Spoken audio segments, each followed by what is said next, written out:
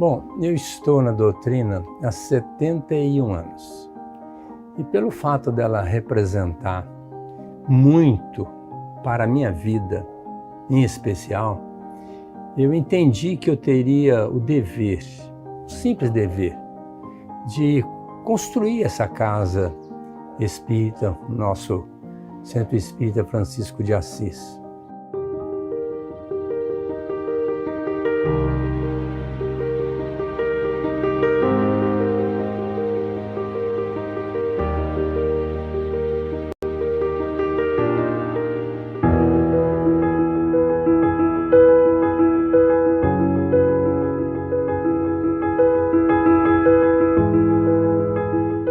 A minha história é desde o começo.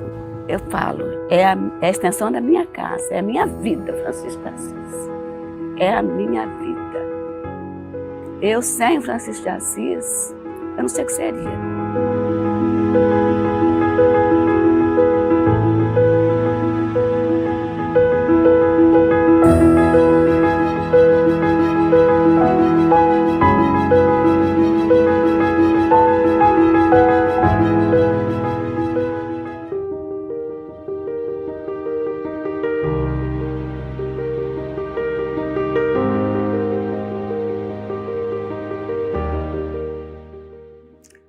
Estou aqui há 33 anos, na casa de Francisco de Assis, trabalhando basicamente na parte administrativa, ajudando a compor os 33 departamentos que nós temos na casa. Com esse trabalho, nós beneficiamos mais ou menos 1.200 pessoas ao mês, nas diversas áreas. Então, temos uma parte espiritual, temos uma parte financeira e uma parte educacional. E temos o projeto Doce Espera, trabalhamos com as mamães gestantes.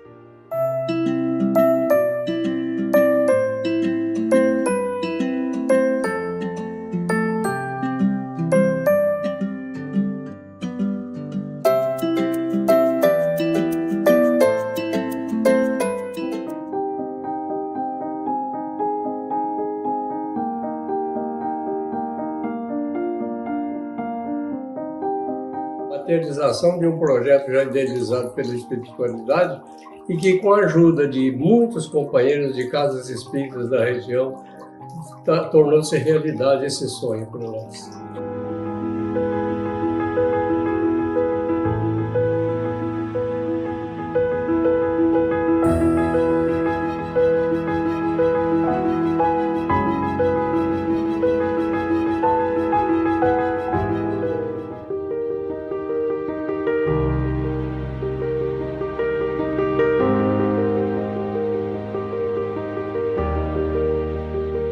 Francisco de Assis é uma casa que traz conforto e direção para a vida das pessoas.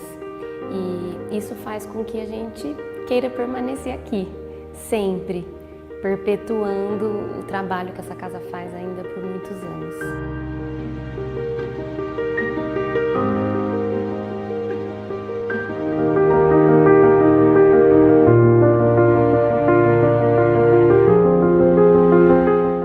Hoje esta casa, eu considero um oásis no deserto, um porto seguro para aqueles que estão transitando através da vida. E um hospital que cuida realmente das nossas mazelas. E essa casa hoje, ela está consolidada exatamente pelos seus feitos, pela proposta de auxílio, de solidariedade, de fraternidade, de amor ao próximo. Fazem 33 anos que eu venho todos os dias, infalivelmente, e todos os dias eu tenho a mesma sensação de estar entrando no céu. Para mim é tudo. Se um dia eu não puder vir, não puder andar, não puder nada, não sei, eu penso isso, sabe? Não sei o que vai ser, né? Porque é a minha vida mesmo. Senhor, fazei-me instrumento de vossa paz. Onde houver ódio, que eu leve o amor. Onde houver ofensa, que eu leve o perdão. Onde houver discórdia, que eu leve a união. Onde houver dúvida, que eu leve a fé. Onde houver erro, que eu leve a verdade. Onde houver desespero, que eu leve a esperança. Onde houver tristeza, que eu leve a alegria. Onde houver trevas, que eu leve a luz.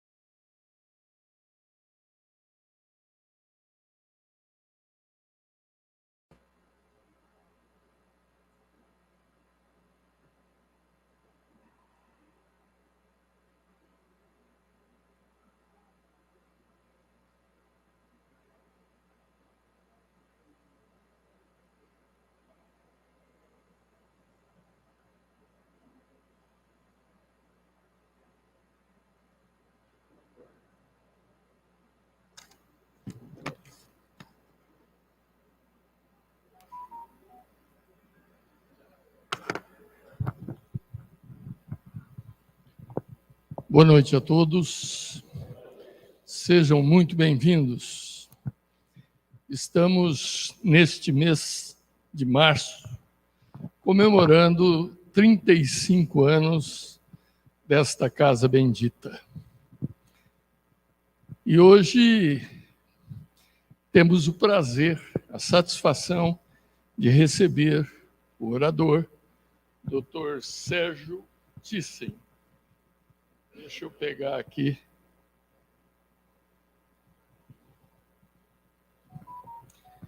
Dr. Sérgio nasceu em Porto Alegre, Rio Grande do Sul, e vive no Rio de Janeiro há muitos anos.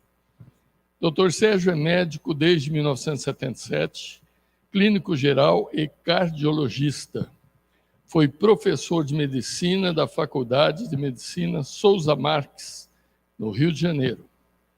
Médico da Unidade Coronariana do Instituto Nacional de Cardiologia, no Rio de Janeiro, de 89 a 2016.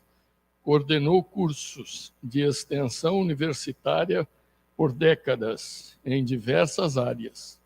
No mesmo instituto, na Santa Casa de Misericórdia do Rio de Janeiro e no Hospital Geral de Ipanema, também do Ministério da Saúde. Bacharel em Física pela Universidade Federal do Rio de Janeiro, desde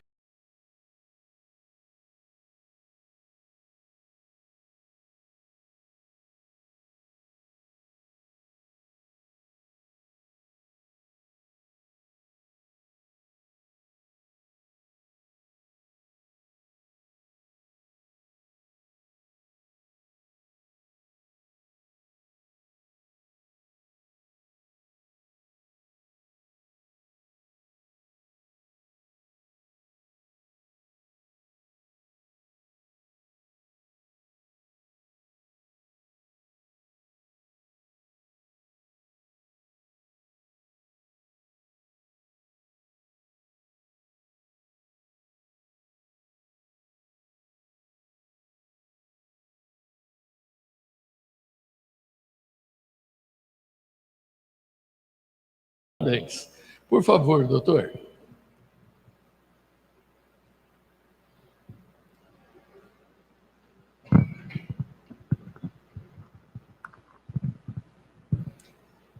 Por conta das comemorações do aniversário da nossa casa, na próxima terça-feira nós teremos o professor Edmir Garcia de Bebedouro. Por favor, doutor. Tudo bem? Prazer, viu? Fico sentadinho. Só um minutinho para me fazer uma prece. Pode ser? Vamos, então, fazer a prece para que, em seguida, tenhamos o prazer de ouvir o nosso querido convidado da noite. Senhor Jesus, Divino Mestre, amigo incondicional de nossas almas, vós, Senhor, que caminha conosco desde tempos imemoriais, auxiliando-nos, tutelando-nos, para que pudéssemos, na maior brevidade possível, conquistar os estágios mais elevados a que estamos fadados pela lei natural da evolução, que é a vontade do Pai em manifestação universal.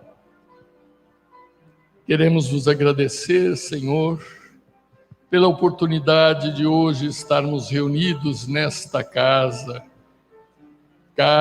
que busca viver o teu evangelho, os teus ensinamentos, que busca envolver, assistir e amparar a todos que aqui buscam no sentido das suas necessidades. Queremos, Mestre, rogar que os obreiros da nossa casa envolvam o orador da noite, nosso irmão Sérgio, e que ele, inspirado pelo teu amor, bondade e conhecimento, nos traga o subsídio que necessitamos para a divina compreensão da grandeza de Deus e da sua expressão criativa. Em teu nome, Jesus, em nome de Deus, nosso Pai, em nome de Francisco de Assis, estamos iniciando a palestra da noite. Que assim seja.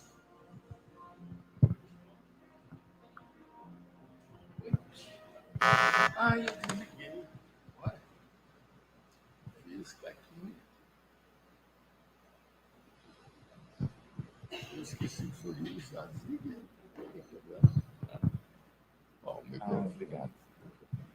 O microfone é todo.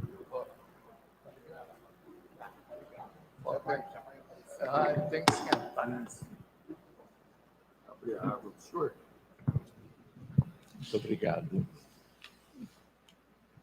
Muito boa noite, meus amigos. Eu, antes de tudo, gostaria de agradecer aos amigos, queridos dirigentes desta casa, o convite para estar justo numa época de aniversário, compartilhando aspectos que possam ser úteis para vocês todos.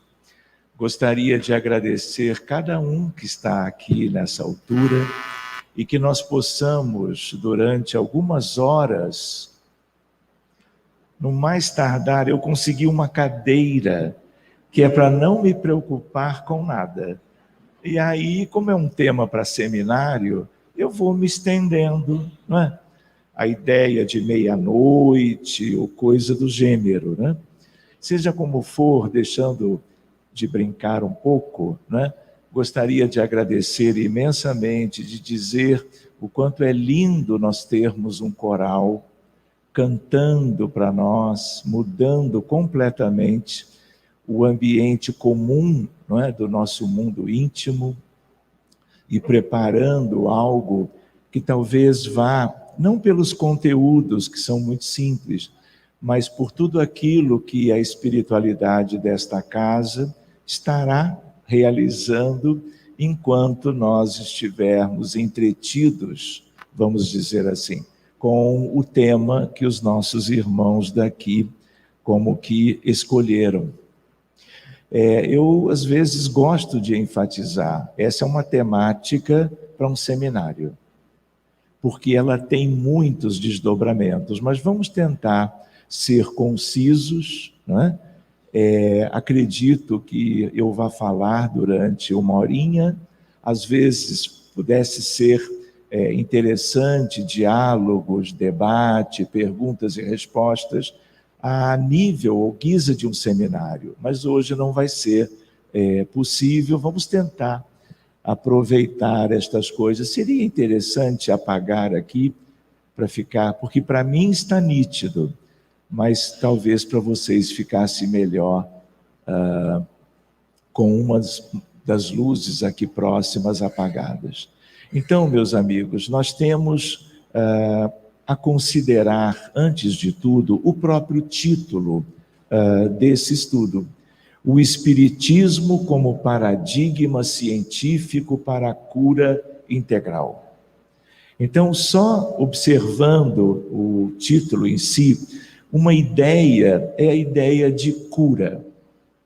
Mas antes de trabalharmos isto, talvez um pouquinho mais detidamente, seria importante nós nos lembrarmos sobre que mundo é este. A Terra não é como que uma referência de mundo no grande universo. Há um capítulo de Emmanuel no livro Roteiro, por Francisco Cândido Xavier. O capítulo tem o título O Grande Educandário. É uma primeira ideia já aventada há muito tempo, no sentido de que a Terra é uma escola de almas. Mas diante de outros cenários de estudo e de trabalho, nós estamos lidando com questões tão delicadas, eu diria, e nós estamos ouvindo de entidades muito bondosas a ideia de que o planeta Terra é um grande hospital. Um hospital de almas. Quem são os pacientes? Somos todos nós. É claro que existem as exceções, que são os espíritos mais elevados ou de outras condições, que vêm até nós, inclusive reencarnando algumas vezes, para nos ajudarem nesse processo de recuperação. Mas a ideia é de que mesmo alguém, por exemplo, que viva 80, 90 anos numa encarnação atual ou recente e nunca tenha adoecido de nada mais importante. Não quer dizer que não tenha adoecido na anterior ou que não vá adoecer na próxima, com uma visão um pouco mais, vamos dizer, que englobe o nosso passado e o nosso futuro, pelo menos os mais recentes. Então, nós aprendemos com Kardec que a Terra é um mundo de expiações e provas. Mundo primitivo, isso aqui já foi. Mundo de regeneração será um dia. Estamos vivendo como uma aurora de transição. Podemos dizer que algumas regiões da Terra está iniciando a regeneração. Mas esse é um processo para 20 mil, 30 mil anos. Não sonhemos com algo que ainda não é a nossa realidade. Mas nós temos um futuro belíssimo pela frente, porque mesmo nessas condições ainda no planeta e condições no mundo pessoal, nós temos a vida eterna. Nós temos as condições de vivermos indefinidamente, construindo um futuro abençoado e feliz. Eu gostaria de lembrar que no mesmo capítulo do livro Roteiro, O Grande Educandário, é ali que Emmanuel escreve, ele diz: somos 22 bilhões de seres humanos, de almas no planeta Terra.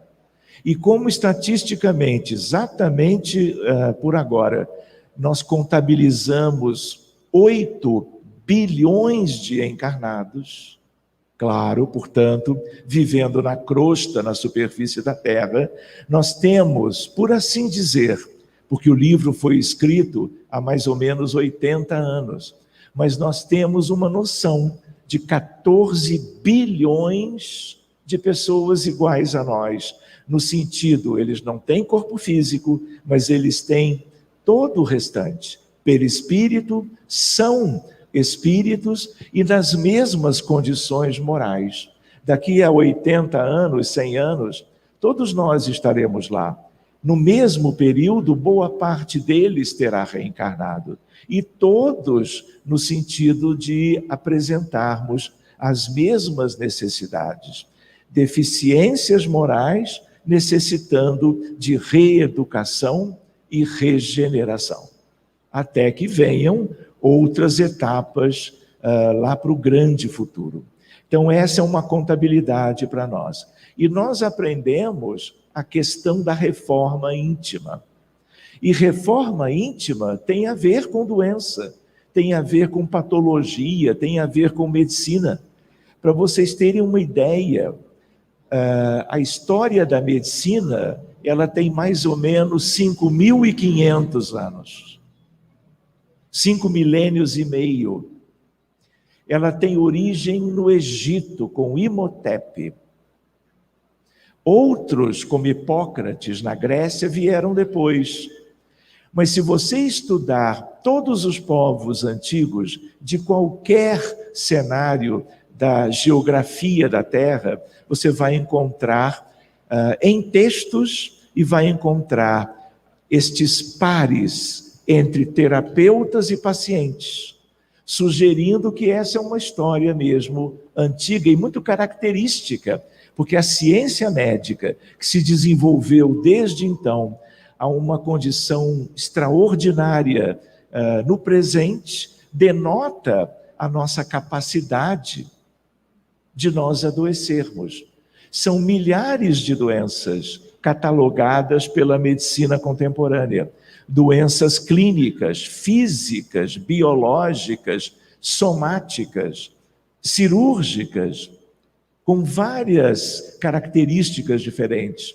E temos as doenças ou transtornos mentais, que é algo extremamente preocupante.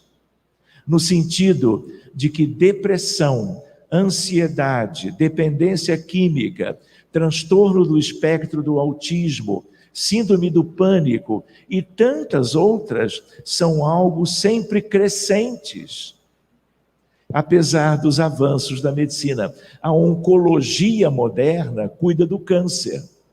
Nós sabemos muitas coisas do câncer, mas ainda muito pouco, porque apesar da oncologia moderna, o número de casos de pacientes com neoplasia só aumenta no mundo inteiro, seja no Brasil, na Europa, na África, onde for. Então a ideia qual é? Isso tudo tem a ver com algo espiritual. Lembrando que doentes também estão do outro lado. Ninguém desencarna por uma patologia, um acidente vascular encefálico, um infarto do miocárdio, uma neoplasia de pulmão com metástases difusas e acaba morrendo. As mortes pela Covid-19, as mortes por malária, por doença de Chagas, por tuberculose, tudo isto atinge o corpo adoece.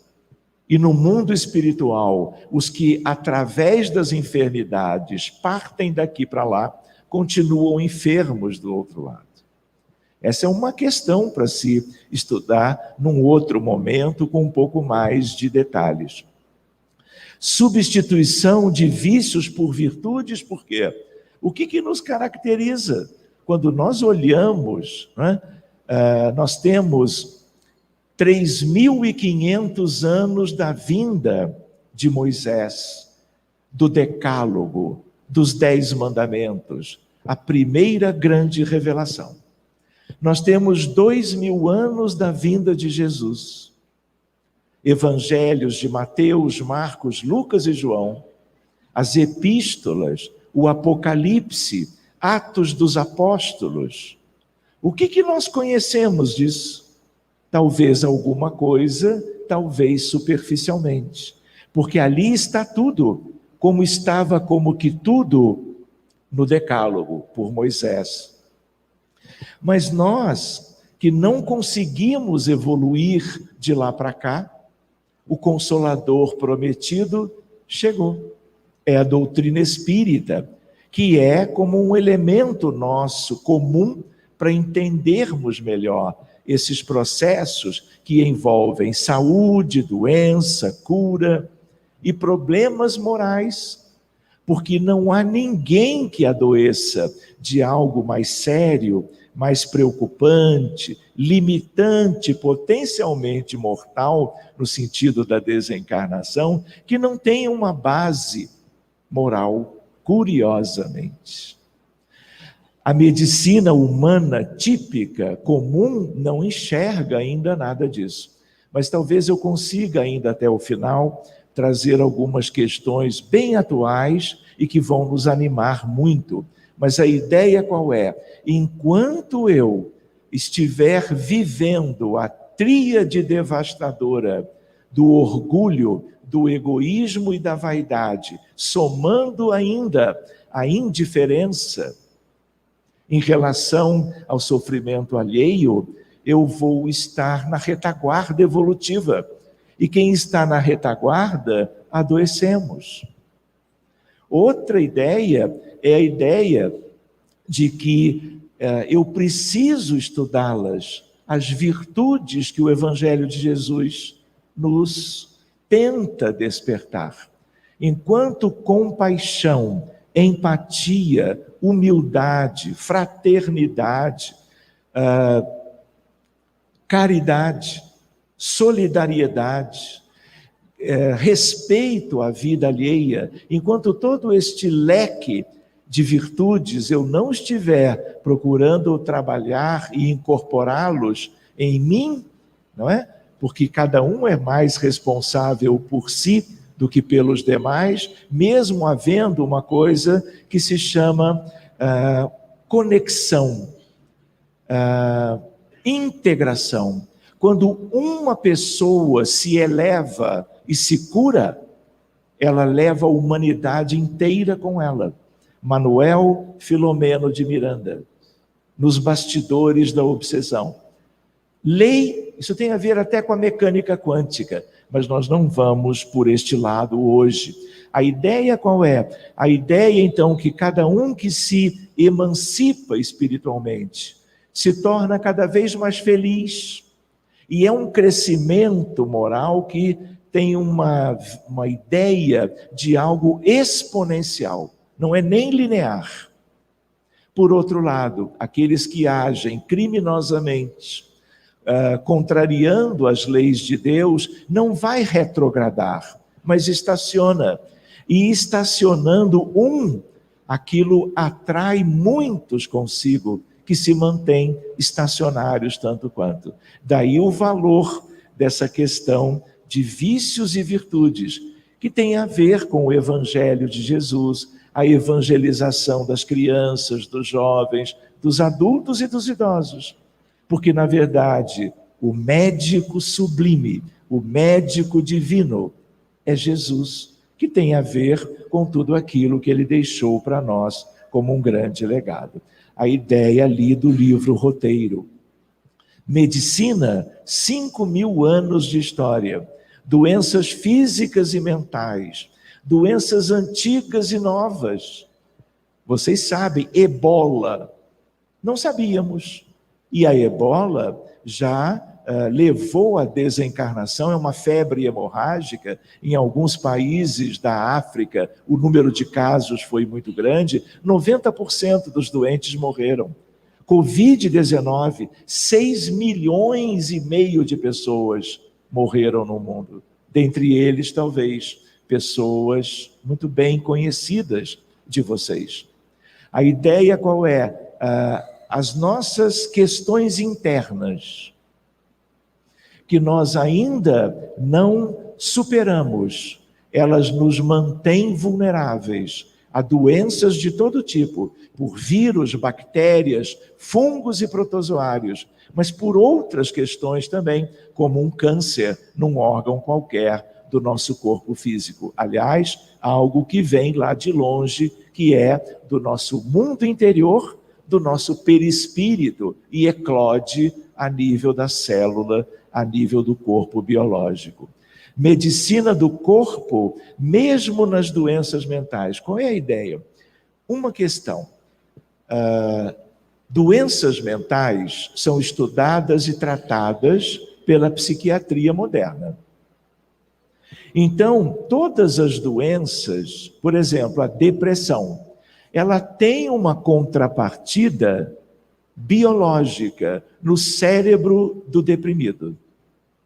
A criança no espectro do autismo, se você faz uma ressonância há 20 anos atrás, é tudo normal. Se você faz uma ressonância com uma tecnologia recente, você encontra pelo menos 8 evidências de que o cérebro dessas crianças não é neurotípico. E aí o que acontece? Há uma questão na biologia. E os médicos que não conhecem espiritualidade ainda, muito menos doutrina espírita, dizem, encontramos as razões, encontramos as causas. Mas essas não são causas, são também consequências. As mudanças genéticas, tudo é consequência do espírito, que é verdadeiramente a sede da vida. Então, é preciso que nós conheçamos um pouco isto, mas temos também a seguir notícias alvissareiras sobre essa área de pesquisa. Reparem, não existe apenas uma medicina, são várias. A homeopatia, a medicina tradicional chinesa, a medicina ayurvédica, a ideia de acupuntura. Tudo isso são aspectos de pesquisadores, pessoas que desenvolveram aspectos para ajudar os doentes. Na China, na Índia, no Ocidente. Então, quando nós falamos medicina, como o Brasil é aqui na América do Sul, não é? E está próximo a Estados Unidos, Canadá, Argentina, Uruguai e assim por diante, a medicina ocidental é a nossa medicina comum. Mas nós temos aqui mesmo pessoas dedicadas a colaborar para a saúde humana, trabalhando aspectos da medicina, vamos dizer, mais oriental. Tudo é bom, tudo é útil, tudo é benéfico, tudo traduz esforço de muitas pessoas lindas a nos tentar ajudar, como Samuel Hahnemann, aquele que deu origem, vamos dizer assim, à homeopatia. Mas reparem que até agora, tudo isto são elementos de algo que deva ser trazido do ambiente externo para o paciente. E nós temos que trabalhar também, em paralelo, as questões internas. Porque cura não é algo que vai cair dos céus. Os espíritos são extraordinariamente bondosos, conhecem as nossas dificuldades, as origens delas, e fazem tudo para o alívio do sofrimento humano nosso. Mas eles também sabem que a cura verdadeira, já não superficial, a profunda, vamos dizer, ela precisa de o paciente consciente de si mesmo. E aí vem autoconhecimento, transformação moral. Vem a ideia de esforços naquele caminho dos vícios às virtudes. Porque cura tem a ver com evolução moral.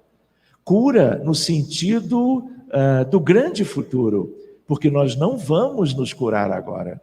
Curar de uma enxaqueca, curar de uma ruptura de menisco por traumatismo qualquer, nos curarmos da Covid-19, termos sobrevivido, ou termos sido vacinados com doses de reforço e não adoecermos mais, ou só adoecermos levemente, tudo isso é progresso da medicina. Mas nós não podemos esquecer certas questões que são internas. Uma ideia é tipicamente espírita. Quem é que é colega médico não espírita, que ouviu falar, até aí sim, mas que tem uma ideia melhorzinha de duplo etérico, de corpo astral, de corpo causal e outros? Porque na doutrina espírita com Kardec nós aprendemos assim: corpo, perispírito e alma, não é verdade? Os desencarnados, espírito e perispírito. Não é assim? Mas a ideia qual é? Tudo isso um dia nós vamos estudar nas escolas de medicina. Como hoje, nas melhores escolas de medicina do planeta, nós estudamos, debatemos em vários fóruns diferentes, uma coisa linda que vocês vão ouvir falar muito daqui para frente. Religiosidade, espiritualidade e medicina. Talvez dê para nós falarmos um pouquinho. Então, nós estávamos falando da medicina, valeria a pena nós nos lembrarmos deste mundo, a ideia de doentes nos dois planos, o plano físico e o plano espiritual, a ideia de hospitais e postos de auxílio do outro lado. Assim como no planeta, na parte de cá, uma das instituições mais conhecidas do planeta são hospitais e clínicas, do outro lado também. Quando nós líamos Nosso Lar, nós não conhecemos Veneranda, Narcisa, os instrutores da colônia. André Luiz, depois que sai do umbral inferior e é erguido para viver na colônia, não tinha lá o devido hospital onde ele permaneceu para se recuperar. Isto é a colônia que nós mais conhecemos, por causa da literatura espírita. Mas o mundo espiritual inteiro é de hospitais e lugares de acolhimento. Por quê? Pela necessidade, pela população desencarnada, aflita, enferma, com seus perispíritos ainda necessitando de todo tipo de amparo. A ideia de Nosso Lar, e quanto a uma mudança de paradigma, nós vamos precisar considerar, afora tantas outras coisas, o aspecto da mediunidade. Vamos falar disso daqui a pouco. Medicina espírita já é uma questão particular, no sentido de que a doutrina espírita, que é o Consolador prometido, que é o Jesus terapeuta de volta e orientando, assistindo, esclarecendo a humanidade, tudo isto é para uma grande revolução de pensamento. Hoje, os espíritas no mundo, nós somos muito poucos, mas muito poucos. 0,00000%. Somos um grão de areia numa praia imensa. Quanto trabalho para o futuro. Vocês vivem no centro espírita, na cidade de vocês. E às vezes, quando nós estamos num determinado ambiente, nós perdemos de vista o restante. E nós que temos andado por aí, percebemos o quanto as pessoas não conhecem aquilo que no Brasil, especialmente, mas não só, nós somos conhecedores. E o quanto isso nos ajuda a entender a questão do binômio saúde e doença, os níveis de cura e as questões espirituais por trás de tudo isso. De tal maneira que vamos tentar conversar sobre desobsessão, sobre fluidoterapia, e há outras modalidades lindas relacionadas ao trabalho espírita numa comunidade qualquer. Vale a pena a lembrança, e o nosso Aguinaldo nos fez recordar isto também, agora há pouco, a ideia do quanto o centro espírita, desde a origem, mas muito mais, quanto mais os centros foram se multiplicando no mundo, a relação entre a casa espírita, seja ela qual for, e a casa do caminho do cristianismo primitivo. Quem leu Paulo Estevão? Pode levantar o braço. Quem não leu? Quem não leu? Não precisa levantar o braço. Qual é a ideia? Sugestão de leitura. Então vocês vão conhecer a casa de Pedro. vocês vão ver uma casa de acolhimento amoroso, eu talvez pudesse dizer, como na história do planeta nunca se havia visto. Nós vamos encontrar Estevão, irmão de Abigail, fazendo a divulgação da Boa Nova, encantando os doentes, os aflitos, aqueles que eram retirados da Galileia, da Idumeia, de Cafarnaum, do Tiberíades, e trazidos para serem alimentados, terem um abrigo e, além de tudo, serem curados por aqueles que eram o colégio apostólico, os apóstolos do Cristo. Então, essa é uma leitura que vale muito a pena em todos os sentidos. Então, fica a sugestão para vocês. Então, a ideia qual é? Níveis diferentes de cura. Então, uma coisa é o que a medicina comum faz hoje. Ajuda muita gente. Alivia o sofrimento do paciente, seja ele de qualquer idade, e alivia o sofrimento da família de cada um dos pacientes. Porque tudo isto tem nítidos reflexos familiares. Vou dizer de uma outra maneira. Se eu tenho uma criança com autismo moderado ou severo, filho, naturalmente, de um casal com seus irmãozinhos também no mesmo lar, é muito difícil a família não adoecer. Não vai adoecer do autismo, mas vai ter dificuldades e tudo isto vai merecer, e já merece, a atenção dos colegas na área da saúde. Cura integral é, vamos dizer, algo a ser buscado com ênfase, com dedicação, até que as virtudes tenham chegado, ocupado todos os espaços que nós poderíamos ter como filhos de Deus, e aí a ascese, a ascensão para as esferas superiores, ela é inevitável. Vocês talvez não tenham, vamos ver, quando nós estamos encarnados, estamos todos na superfície, não é verdade? Quando desencarnados, cada um tem o seu lugar. Quando cada encarnado adormece, cada um vai para um lugar.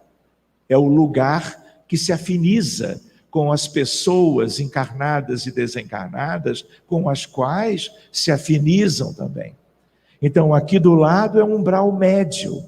Onde André Luiz esteve é um umbral inferior. André pergunta para Lísias: Lísias, o que são as trevas? E Lísias explica, bem abaixo daquele umbral que nós conhecemos pelo livro Nosso Lar. Ainda tem regiões abissais. Quando eu olho para cima, pensando em Nosso Lar, umbral ainda, mas umbral superior. Completamente diferente disso aqui, muito mais daquilo lá embaixo. Mais para cima, esfera de arte, cultura e ciência. Mais alta, amor fraterno universal. E a mais alta de todas, a do governo da vida. Qual é a ideia de uma cura que vai se acentuando? Porque é um processo, há uma progressão. Durante essa progressão, você já vai estagiando e merecendo na erraticidade, quando estiver nela, desencarnados, estarmos em esferas cada vez mais suaves, confortáveis, felizes, como filhos de Deus que foram aos poucos se livrando dos motivos das doenças mais sérias ainda nos acontecerem. Doenças do corpo e doenças da alma. Lembrando que só adoece no corpo quem tem predisposição da alma. E vocês vão ouvir falar de que, por exemplo, todas as doenças se originam no espírito imortal.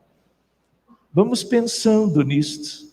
De onde vem? Porque tudo é mistério. Diabetes mellitus. 30 milhões de brasileiros são diabéticos. Hipertensão arterial sistêmica. Ninguém sabe a causa, como não sabe a causa do diabetes. Sabemos da insulina, das ilhotas de Langerhans no pâncreas, sabemos da terapêutica, sabemos algo da prevenção, mas de onde vem, ninguém sabe. Tanto quanto o câncer. De onde ele vem? Tem uma base genética? Tem algumas coisas do mundo contemporâneo que predispõem? Tem, mas a origem é espiritual. Por isso que a medicina precisa avançar, para nós irmos ao encontro das origens. Muito bem, a ideia do paradigma mente-corpo. O que é isto? O que é paradigma? Paradigma é um modelo para explicar certas coisas. Pode ser um paradigma para a física, para a biologia, para a química. Pode ser algo de paradigma envolvendo a medicina, que é o que nos interessa hoje. Então, o que é paradigma mente-corpo?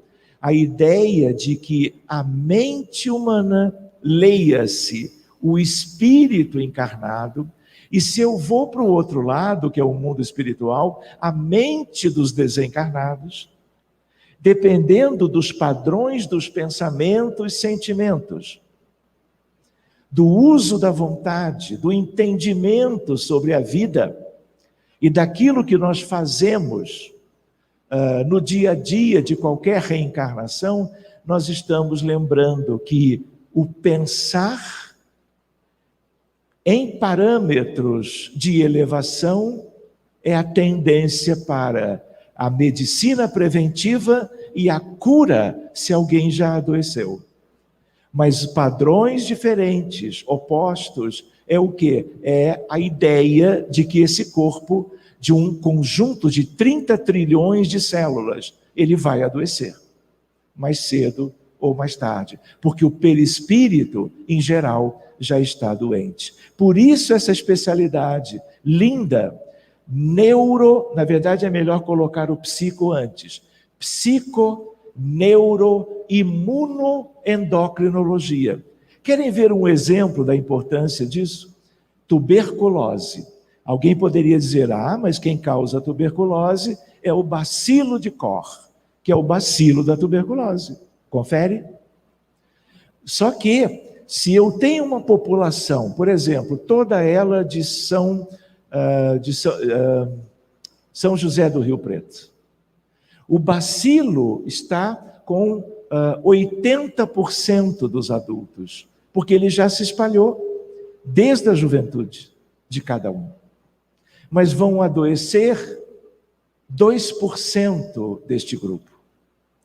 Ou seja, não basta o bacilo, como o vírus da Covid e vírus do Ebola, tudo isso existe e vai havendo como que idas e vindas. Mas por que nós adoecemos? Por causa das predisposições espirituais, que o psiconeuro vai dificultar a competência imunológica. E tendo um sistema imune incapaz de fazer frente às agressões virais, bacterianas, etc., a pessoa vai adoecer. E o que é o psico? É o espírito imortal. Nós não estamos falando de coisas mais simples, estamos lembrando da essência da vida no planeta Terra e do grande universo, porque todos somos psiquismo, mente humana, por isso o paradigma mente-corpo. Ou seja, não adianta só cuidarmos do corpo. Eu não posso me expor às radiações ultravioletas indo às praias sem protetor solar, porque eu vou ter carcinoma de pele, do tipo de um jeito, de outro jeito, são 3 tipos diferentes. Então eu tenho que cuidar do corpo diretamente, mas eu não posso esquecer que para coisas mais dolorosas, sofridas, relevantes, o que eu preciso cuidar? Da minha autotransformação, da tal reforma íntima, que é muito ventilada no ambiente espiritista, mas muitas vezes não muito bem compreendida, não muito bem trabalhada. Então é uma ideia, a mente além do cérebro. Pesquisas lindas estão acontecendo em neurociências, mostrando que, como nos fenômenos de quase morte, que o cérebro pode estar provisoriamente morto, mas a alma está ativa e descrevendo toda a vida à sua volta, no centro cirúrgico e em lugares que o ser humano nunca pensou, sem o espiritismo, que pudesse acontecer. Não vou falar dele, mas é tão linda essa figura. Ele é uma palestra. Viktor Frankl viveu o drama de Auschwitz-Birkenau, o pior dos campos, se pode dizer assim, de extermínio nazista durante a Segunda Guerra, sobreviveu, se tornou psiquiatra e escreveu livros fabulosos. Então ele trabalha a ideia do núcleo saudável da alma humana, inexpugnável. E a ideia de que esse é o Cristo interno, que é outro tema para nós, num outro momento, abordarmos com carinho. Outra ideia, nós vamos ver, talvez, quando olharmos a história de um ser humano de há 2000 anos, a ideia de que Jesus não estava, nem está, curando corpos. Ele trabalhou com cegos, surdos mudos, paralíticos, com a hemorroíça Verônica, o nome dela. Você tem descrições lindas nos evangelhos de Mateus, Marcos, Lucas e João das curas de Jesus, mas ele ia muito mais além. E nós precisamos, na medicina de 2000 anos depois, trabalharmos, ventilarmos essas coisas, porque do contrário, nós estaremos repetindo as existências com muito pouco proveito, e a medicina ainda trabalhando muito superficialmente. Nós não vamos ter tempo para examinar alguns detalhes, não é?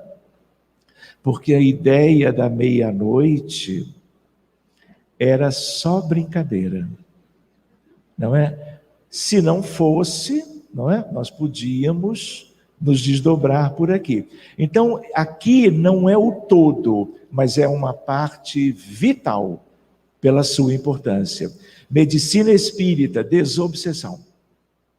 Reuniões mediúnicas sérias, como dizia Kardec, voltadas para você cuidar com equipe mediúnica capacitada, de abrir caso a caso, seja um paciente com depressão grave que tentou suicídio 3 vezes, mas ainda está encarnado, seja aquela criança no espectro do autismo, seja uma senhora com câncer de mama e metástases ósseas, aquilo que vem na casa espírita, o acolhimento fraterno de qualquer instituição espírita, no mundo eu diria, mas sobretudo no Brasil, vamos dizer, uma casa do caminho de Pedro na modernidade, acolhendo os doentes. Mas o que eu vou fazer? O diálogo fraterno com o encarnado enfermo, a orientação, tudo sim.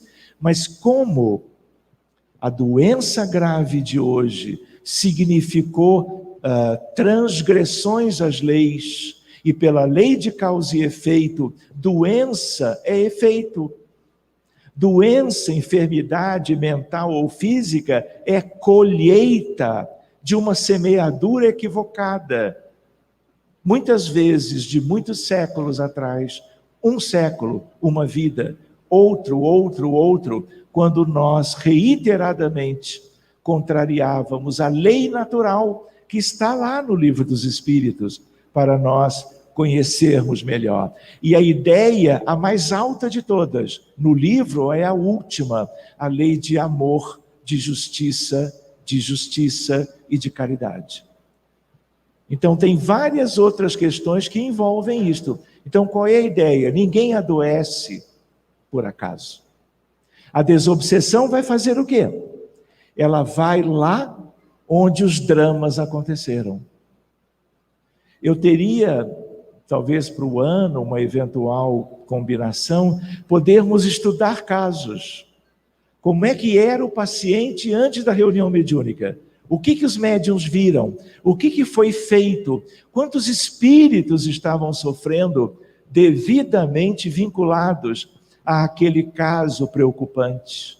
No que você cuida dos desencarnados, vinculados fluidicamente ao doente de hoje, ele começa a melhorar. É uma libertação para o paciente e uma libertação para as suas vítimas. O paciente que sofre hoje, não sempre, mas frequentemente era e foi o algoz do passado. Tudo isto é motivo de estudo, de reflexão. A ideia da fluidoterapia, a água magnetizada, o paciente deitado na maca para receber os recursos da equipe, recursos fluídicos de fluidos que nos venham das alturas e fluidos vitais dos médiuns, colaboradores da equipe, com ou sem a manifestação psicofônica de um instrutor médico ou da área da saúde que ajude nas reuniões. A ideia da evangelização e da reforma íntima. Então agora, se eu sou cardiologista e até sou, a ideia qual é? A maioria dos meus pacientes são cardiopatas, como se diz, febre reumática, doença coronária, hipertensão arterial e por aí vai. A ideia qual é? A ideia de que hoje, de uns 20 anos para cá, a cardiologia moderna faz a cardiologia preventiva. Esforço dos colegas de área nos congressos internacionais discutindo como prevenir, por exemplo, a morte súbita cardíaca. O que é isso? A pessoa estava bem agora há pouco, colocou a mão no peito, caiu e desencarnou. É a doença que mais mata no planeta.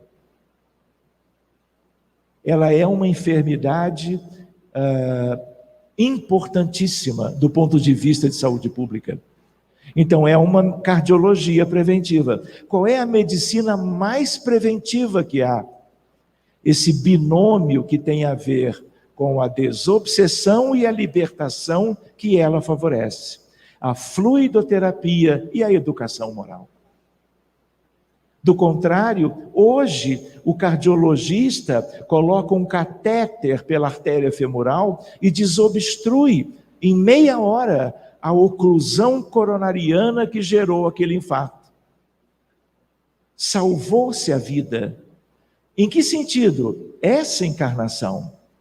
Mas e as causas, as origens? Tudo bem, tem os fatores de risco coronarianos, mas e as questões espirituais? Quantos pacientes eu tenho que têm quase todos os fatores de risco, coronárias limpas? E às vezes eu tenho pacientes com um fator ou até sem nenhum e artérias completamente obstruídas. Entendem o que eu quis dizer? Ou lembrar? Agora, meus amigos, vou contar rapidinho. Eu não consigo enxergar relógio quando eu estou assim, entretido, né, em um tema qualquer, não vou olhar mais, não é, para quê? Né? Então, ele é grande, mas eu tenho um problema visual muito sério, entendeu? Acho que é kármico. Mas a ideia qual é? Se eu pegar o computador, vou para a internet, e eu coloco Instituto Internacional Nacional de Saúde nos Estados Unidos, NIH, e um site do NIH chamado PubMed, de publicações, de pesquisas em medicina. Vejam só, se eu ponho a palavra spirituality, espiritualidade, eu tenho uma lista de 75 mil pesquisas de espiritualidade em medicina, porque o site é só de medicina. Espiritualidade oriental, ocidental, contribuições de grupos de pesquisa médicas, né, de todas as origens e países. Se eu ponho, por exemplo, gratitude, gratidão, eu tenho 25 mil artigos, gratidão em medicina.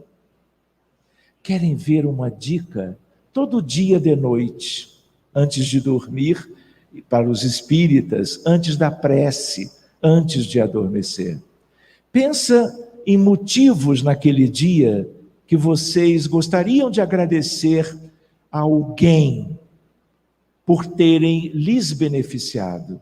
Você queria chegar correndo no Rio de Janeiro, um trânsito, sem você precisar buzinar, alguém te segue, te cede a vez, você manobra e vai, chega no trabalho no horário próprio. E aí de noite você lembrou, puxa, aquela senhora foi tão gentil, agradeça. Você vai cozinhar alguma coisa, faltou um tempero essencial para aquele prato. Você vai na vizinha, bate e ela te cede o tempero, porque por coincidência ela tinha. De noite você agradece. Você agradece o telefonema de um amigo que se preocupou, que não ligava há muito tempo, e justo quando você não estava lá tão bem, parece que telepaticamente ele lembrou de você e liga para saber como você está. Você agradece a saúde, agradece a família, agradece a criança que nasceu e durante o dia estava nos teus braços, sendo amamentada. Se você fizer isso, muda o teu cérebro. Mas não é o cérebro que muda, quem muda é a nossa alma. E eu coloco o cérebro na ressonância, tudo fica diferente, iluminado, colorido, em áreas que têm a ver com a gratidão. Então gratidão é benéfico? É, porque na medida que essas áreas são ativadas, o que acontece? Há uma descarga neuroquímica de neurotransmissores que a circulação leva para todas as células. E essa bioquímica, neuroquímica, ela é altamente protetiva. Isso é medicina preventiva. A mesma coisa, o efeito da oração. Vou lá para o site, Prayer, e aí são 50 mil artigos. A importância da oração, tanto na prevenção, por exemplo, enfermeiras com depressão, 25 mil delas nos Estados Unidos, num protocolo de pesquisa. Eles compararam as que têm um culto, as que vão a uma igreja, a um templo. Como essas evoluem se eu comparo com aquelas que não estão indo a um templo qualquer, ou porque não tem interesse, não tem tempo, ou porque não tem uma crença.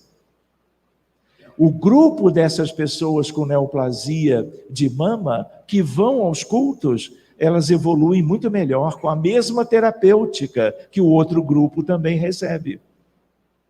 Então, essas questões, nós vamos trabalhando cada vez mais. O médico, eu vou dizer, o médico que não está estudando religiosidade, espiritualidade e medicina, está desinformado, desatualizado.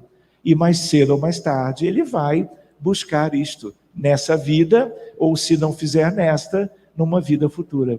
Por quê? Porque são questões da fronteira medicina e espiritualidade que vieram em definitivo. Isso é conquista da humanidade, de todo mundo, claro. Muito bem, o perdão é a mesma história. Medicina, na terapêutica e na prevenção, bases de uma nova medicina. Olha, o relógio, eu acho que são o quê? 8h30? 8h32? Acabou, né? É para continuar? A senhora não me diga isso. O risco é enorme. Posso ir? E as crianças? Tá bem. Então, olha só, meia-noite, era bem, eu sonhei com isso hoje. Então, queridos, vamos ver uma outra questão. Medicina da alma, tudo no mesmo contexto. O Evangelho segundo o Espiritismo. no capítulo Sede Perfeitos. Essa é uma leitura motivadora, estimuladora, no sentido de nós pequenos, imperfeitos, vacilantes na fé, não é verdade? Nós, com esse texto sobre o homem de bem, nós temos um norte. Ah, não, isso que Kardec escreveu, eu serei capaz um dia, não vou alcançar isto logo, mas eu poderei chegar lá. Vamos dizer, passível de conquistarmos. Fica a sugestão. E ali vocês vão ver em algumas páginas essa espiritualidade linda da codificação nos dizendo, olha, é possível. Prestem a atenção nisto, eles dizem para nós. E aí você vai e lê, relê, conversa em casa sobre esse texto, no Evangelho do Lar, por exemplo, sugere aos seus colegas de trabalho, amigos, eventualmente, por alguma razão, interessadas nisso. Substituição progressiva dos vícios pelas virtudes. Espiritualização da vida. Não é verdade que eu posso fazer tudo sem me ligar no espiritual? Ou porque eu não conheço que há como que um espiritual em meio a todas as coisas? Se eu não me conheço, se eu nem sei, como é o caso da humanidade aqui em geral, eu não tenho ideia de alma. Quando se fala em alma, por exemplo, numa determinada universidade longe daqui, que ainda não entendeu a importância da alma, do espírito, né? As pessoas pensam numa secreção do cérebro. A pessoa morre, não tem mais cérebro, não tem mais alma. A visão espírita é outra. A alma precede e sucede a vida física. Ela é a vida, ela é que importa. Eu vou me deter em cuidados da minha saúde, do ponto de vista do exercício, da alimentação, mas eu não posso mais esquecer da importância da espiritualidade, envolvendo a meditação, a prece, a gratidão, o perdão. Por que Jesus fala? Vigiai e orai. Quantas vezes ele disse isso? E ele não disse para os doentes, ele disse para os apóstolos. Por quê? Ele sabia que mundo era esse. Ele sabia a quantidade, o contingente de espíritos muito difíceis, como se diz num texto, empedernidos no crime, muito atrasados.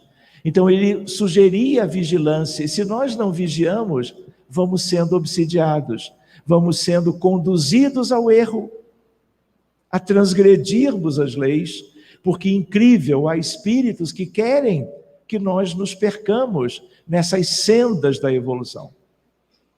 Por incrível que pareça, e eles não são nenhum, nem dois, nem três. E eles estão na outra tríade devastadora. Essa é de Cair Barchutel. Leram?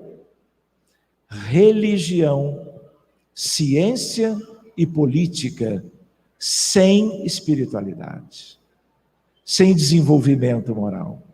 Não é o que nós estamos vendo no Brasil e no mundo? Mas nós não vamos comentar isso agora. Espiritualizar a vida em que sentido? Você, por exemplo, está dando de mamar, está servindo o alimento dos filhos, da esposa, do cônjuge. Você pode fazer tudo, até o cozinhar, meio que assim atrapalhado mecanicamente. Pode. Todo mundo pode tudo.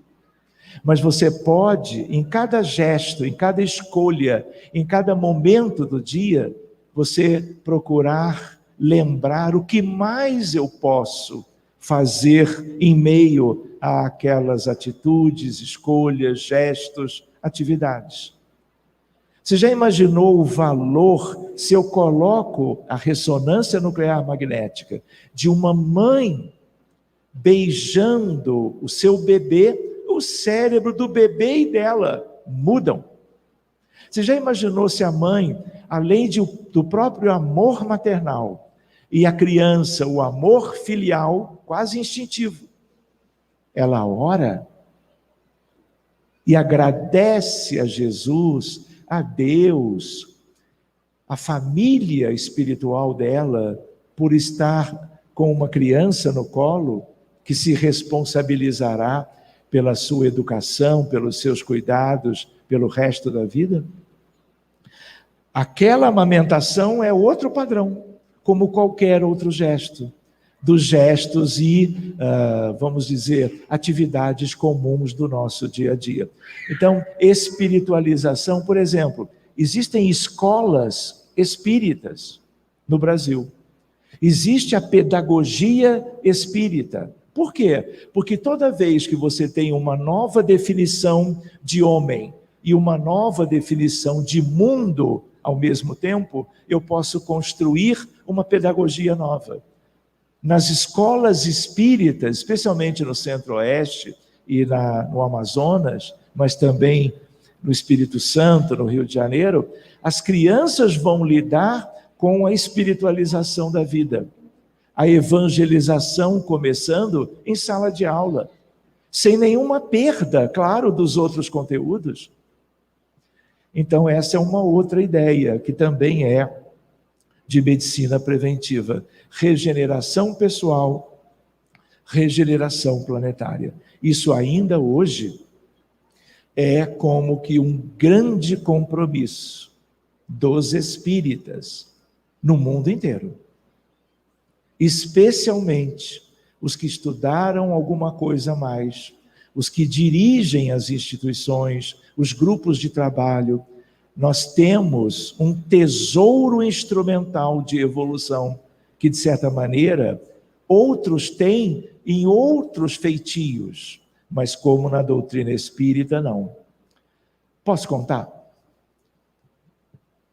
Capítulo 24 de mais um livro de instrução de Emmanuel. Lembrando que Emmanuel, vocês conhecem, há 2000 anos, 50 anos depois, renúncia, não é verdade?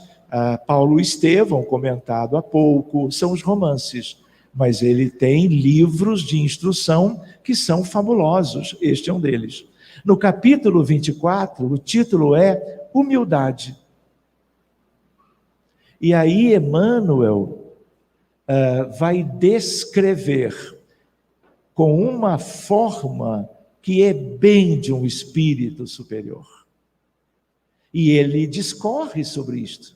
E é ele que diz que quando a pessoa tem a antítese da humildade, que é o orgulho, lembram da primeira tríade devastadora? Ela começa pelo orgulho. O orgulho gera alterações na tessitura do perispírito do autor. Quanto mais orgulho, mais esgarçamento perispirítico, enquistamento perispirítico. Essa foi a palavra que ele usou na obra. O que é isso? É o que muda a estrutura. E aí ele diz, olha, a causa do câncer, de certas úlceras, tem a ver com o orgulho. Olha a importância dos ensinamentos de Jesus, da evangelização espírita e de todas as evangelizações baseadas num conhecimento próprio para ajudar aqueles que se dedicam a esse trabalho, que se beneficiam no mundo inteiro de tudo isso. Então, assim como aquele capítulo de Kardec, chamado Filho do Homem, o Homem de Bem, Filho do Homem é um outro capítulo de um outro livro, troquei. Aqui, sugestão de leitura, procurem essa obra, mesmo em PDF, e adormeçam, pensando na gratidão e pensando na leitura deste capítulo 24. Veja lá. Então, a palavra esgarçamento é Pietro Baldi que traz.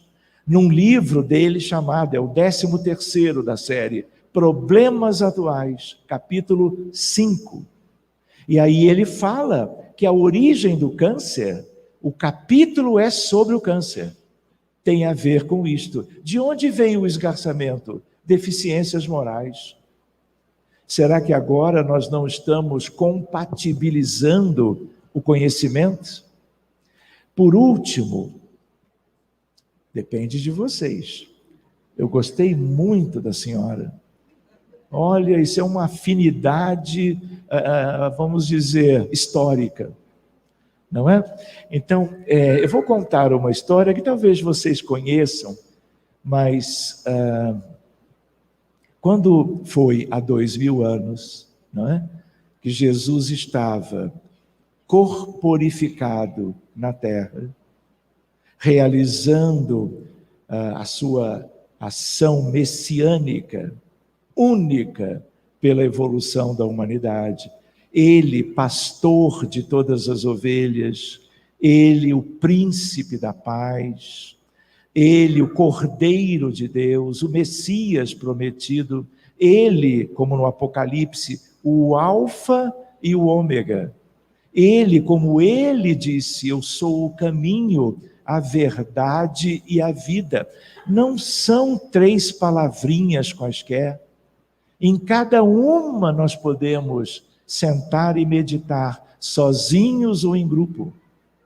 Naquela altura, havia um paralítico de nascença. E aí, Jesus, na casa de Pedro, a casa do caminho, a primeira igreja do cristianismo primitivo, Jesus curava, os apóstolos curavam. E a região sabia daqueles prodígios. E alguns amigos daquele que é o paralítico vão até a residência dele, tudo muito humilde, tudo muito simples. Como tudo era simples naquela época extraordinária. E eles falam para o paralítico sobre as curas de Jesus, dizendo, olha, são coisas que nós nunca vimos. E eles animam o paralítico que nunca havia andado. E aí eles foram vendo como é que iam fazer para levá-lo, porque tinha uma certa distância. E aí improvisaram, como eram vários, tinham forças, e levaram até a casa de Pedro. Chegaram no domingo à tarde na casa de Pedro, a casa de Pedro cheia de pessoas. Por quê? Doentes por todo lado, como temos hoje. Hospitais lotados, clínicas lotadas, UPAs, postos de saúde, de medicina de família e comunidade, tudo cheio, cheio, cheio, porque o número de doentes na humanidade continua muito grande naquela época. Eles pensaram, como é que nós vamos entrar contigo? Tentaram pela porta, tudo abarrotado. Tentaram pela janela, não havia 1 milímetro que permitisse algo. Olha, por favor, dê licença, ele não sabe andar. Não havia como. Até que algum deles lembrou, olha, o casario nessa região costuma ter uma claraboia no telhado. Dito e feito. Deram voltas, viram que havia algo como se fosse uma abertura, conseguiram, como que uma espécie de uma escada improvisada, levaram o amigo lá para cima, em resumo. Quase que houve acidente. Mas desceram com ele, quando ele é colocado no chão, localizado abaixo da abertura, ele está exatamente nos pés de Jesus.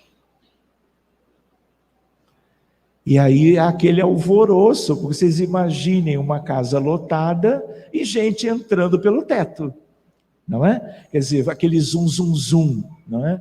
E aí logo depois, não é? Houve um silêncio, porque Jesus sempre sério, né?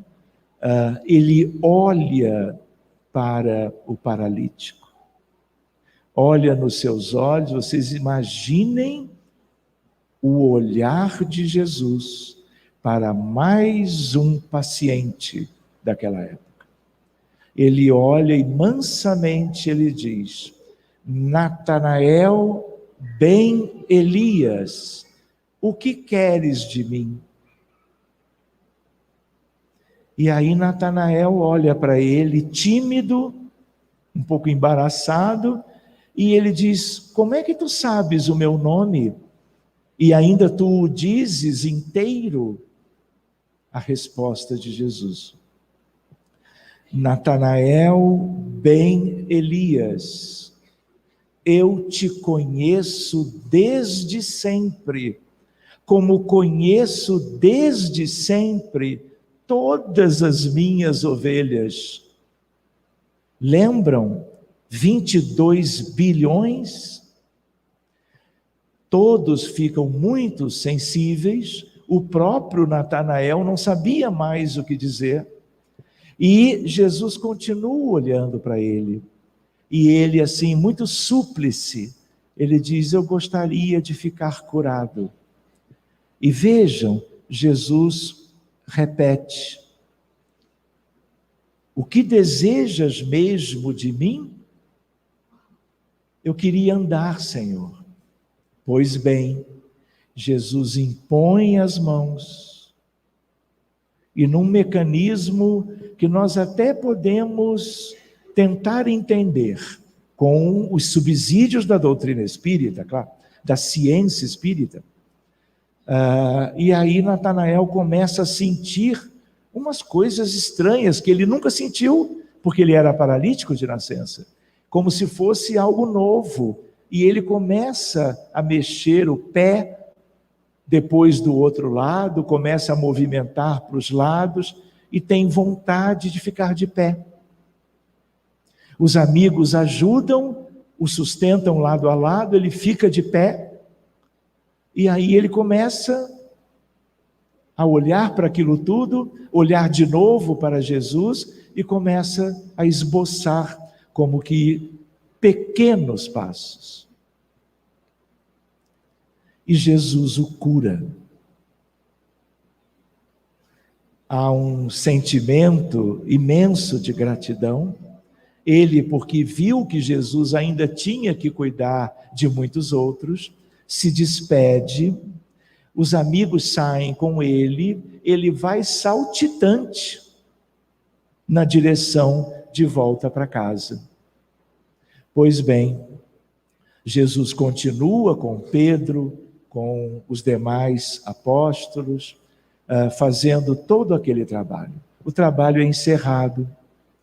Pedro, o dono da casa, ele, no final da tarde, Jesus já tinha se afastado, ele queria muito conversar com Jesus.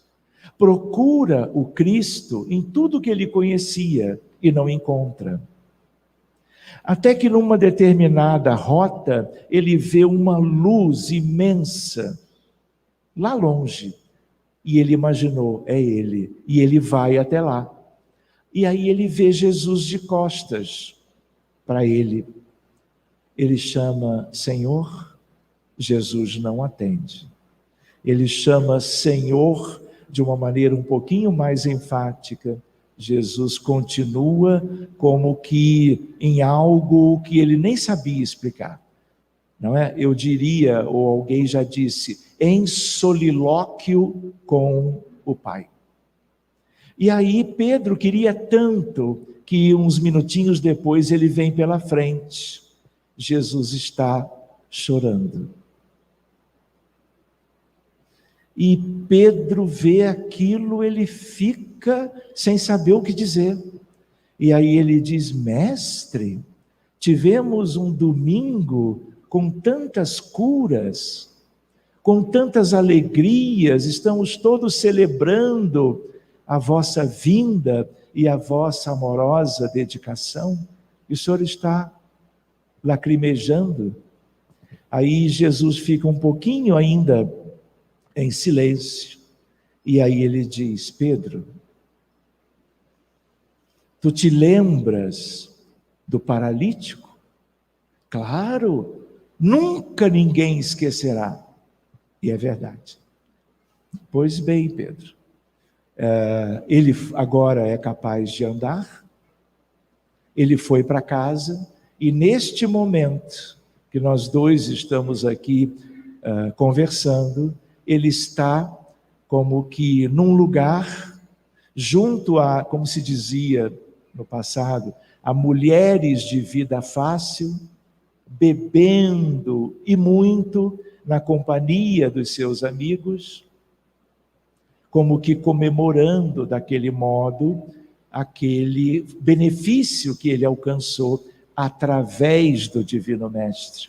E aí Jesus olha nos olhos de Jesus e diz: Pedro, eu não vim para isto. Lembra que eu comentei lá atrás essa frase? É desse episódio. Então a ideia qual é? A cura maravilhosa que ele realizou o tempo todo fez parte do seu messianato. Mas ele veio não só como médico para curar corpos, ele veio para nos ajudar a compreender a vida, a nossa responsabilidade, o nosso vir a ser, o nosso destino e a nossa responsabilidade, no sentido de nós nos afastarmos das nossas tendências más ou equivocadas, porque são elas que geram a paralisia. Pois bem, Natanael, bem Elias, continuou encarnado por algum tempo, desenvolve novamente paralisia, busca na Idumeia Maria de Magdala, que estava curando os rancenianos e leprosos, e ela o ajuda não na cura prodigiosa como Jesus havia feito, mas consolando Natanael. Natanael desencarna, desce para regiões difíceis. Jesus e outros cuidam dele à distância, até que então ele, consciente, pede perdão a Jesus, perdão a Deus, e promete que ele voltaria ao mundo e ele dedicar-se-ia a ajudar os paralíticos. Então vem o binômio, a ideia, a paralisia do corpo é uma coisa, e a paralisia da alma? Então, ele tem algumas existências de 2000 anos para cá, e a última delas, ele reencarna e vem a ser Jakob Heine, que nos 40 anos de vida de uma nova encarnação, é ele que apresenta o relatório inicial sobre a vacina, o tratamento da poliomielite anterior aguda, doença de Heine-Medin. Ela é conhecida assim. E ele vem colaborar como que, de certa maneira, agradecendo pelo seu esforço na ciência médica, nas pesquisas, para que paralíticos do corpo e, de certo modo, com essa história, paralíticos da alma, pudéssemos avançar um pouco mais. Então, Oscar Medin, Jonas Salk, Albert Sabin, com ele, são as 4 grandes figuras da história. E aí, aquela ideia de que nós precisamos trabalhar as questões espirituais. Por último, de verdade, somos pequenos como pessoas, como almas, como mundo, grão de areia numa praia cósmica. E estamos dando agora, graças à doutrina espírita, os primeiros passos no plano físico do conhecimento e da busca pelas verdades definitivas. Iríamos falar um pouquinho mais sobre o Divino Amigo, mas quem sabe nos encontramos no futuro. Muito obrigado pela paciência, pelo carinho e pela oportunidade, né, de estarmos nos recordando de Jesus de Nazaré. o médico divino da nossa humanidade. Muito obrigado, queridos.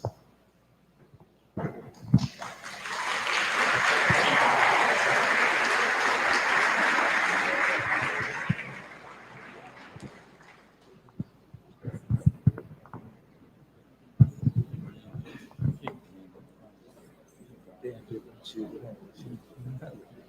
Tem a ver com Francisco de Assis. Claro. É uma família. De certa maneira, é um reencontro. Muito obrigado, viu, Guilherme? Nossa, eu que agradeço. Meus queridos irmãos e irmãs, dado ao avançar das horas, quiséramos nós, né, que pudéssemos ficar aqui até meia-noite para ouvir o nosso querido Sérgio Thyssen, que realmente sai lá do Rio de Janeiro para nos abrilhantar com essas informações tão maravilhosas. E eu sempre advoguei essa causa. Nós que falamos ao público, o nosso grande papel não é de ensinar propriamente, porque toda essa lei, todos esses ensinamentos já estão exarados na consciência de cada um, mas é para motivar as criaturas ao entendimento da verdade, à modificação moral e à libertação do espírito. Então veja que o meu irmão e amigo, que nós já conhecemos há algum tempo atrás, sai de lá vencendo as barreiras e os obstáculos para vir aqui dar esse recado maravilhoso para nós, um presentaço para a nossa casa nesses 35 anos de existência. Quero agradecer, viu, Sérgio, a sua presença, a sua participação, o seu carinho, e quem sabe da próxima vez, Vera, nós vamos chamá-lo para dar um seminário aqui, num sábado, começando às 8 e terminando meia-noite. Tá certo? Porque aí nós não vamos ficar nos cobrando, né, do tempo das crianças que terminou a aula e tem que ir embora, né? Aí nós vamos ficar por conta do Sérgio. Então agora nós vamos fazer a nossa prece para encerrar o trabalho. Diante do avançar das horas, o passe será coletivo, os médios já estão posicionados.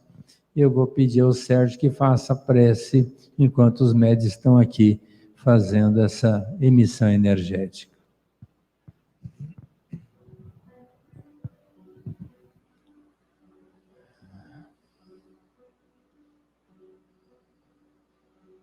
Querido Mestre Jesus, amigo divino de nossas almas, aqui estamos como irmãos e como amigos, abraçados como tanto queríamos, e nestes minutinhos derradeiros do nosso encontro de arte, de estudo, de congraçamento, nós gostaríamos de que a espiritualidade tão linda pudesse estar mais perto, abençoando a todos os trabalhadores da casa, a todos estes que, como nós aqui estamos, para recebermos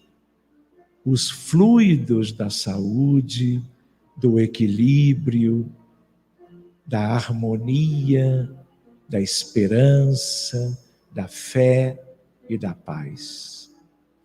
Que toda a nossa região de Rio Preto possa ser igualmente assistida, beneficiada pelos teus mensageiros, missionários da luz, do bem e da caridade, visitando com os fluidos daqui todos os lares da cidade, das redondezas, das cidades vizinhas, ampliando os horizontes do teu amor a benefício desta comunidade, de tal maneira que nós vamos sentindo a presença amiga destes benfeitores, sabendo que eles trabalham em teu nome, o que para nós é tão especial, e nós desejamos, como que nos sentando aos teus pés, como se pudéssemos ter estado perto de ti, escutando a palavra de consolação, de esperança, quando tu prescrevias as coisas mais lindas como o perdão, o amor e a prece, e estarmos escutando tudo aquilo, além de todas as vibrações de um amor único que nos veio e que permanece desde então conosco, e assim o será eternamente.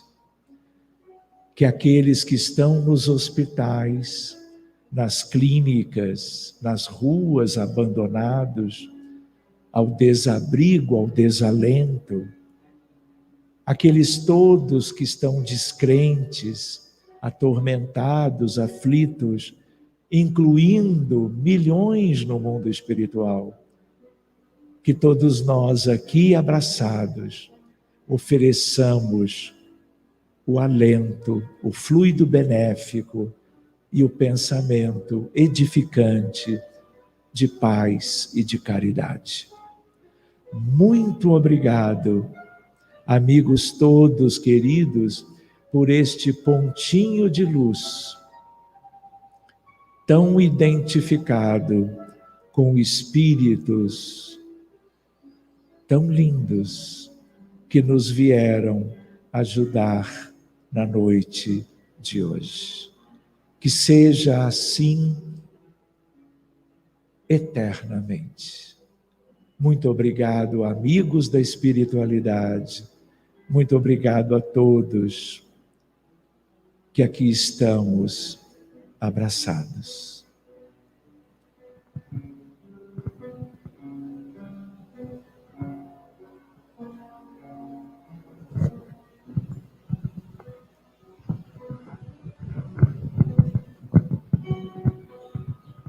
Quero aproveitar para fazer um convite, dia 17 de março, agora, às 15 horas, nós teremos um trabalho aqui de cura espiritual.